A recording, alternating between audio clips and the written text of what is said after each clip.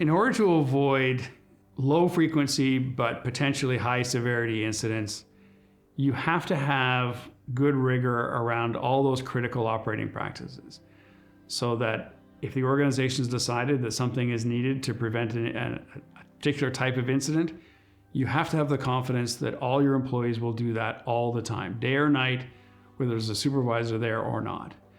So what we see in organizations that still periodically have those serious incidents, it inevitably is an issue of a failure to establish those patterns in a rigorous way.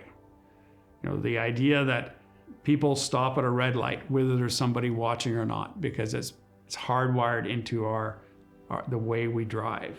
Utilities need to get to the point where those critical practices are hardwired into people's being the same way that we stop at red lights.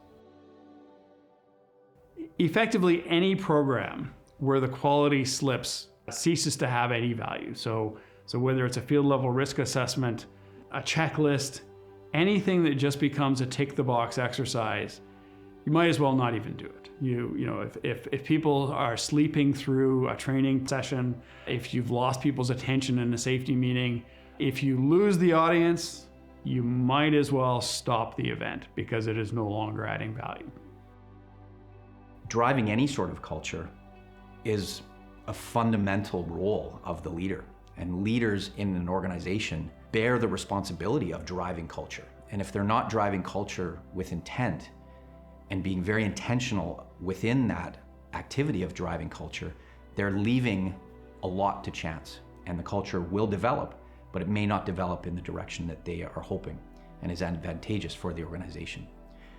So first and foremost, leaders need to buy into the culture, and safety first must be a mindset that permeates throughout the entire organization. Every leader from the top, up, down, and across needs to 100% commit and live this mindset of safety first. That is critical to ensure that the culture develops in the right way.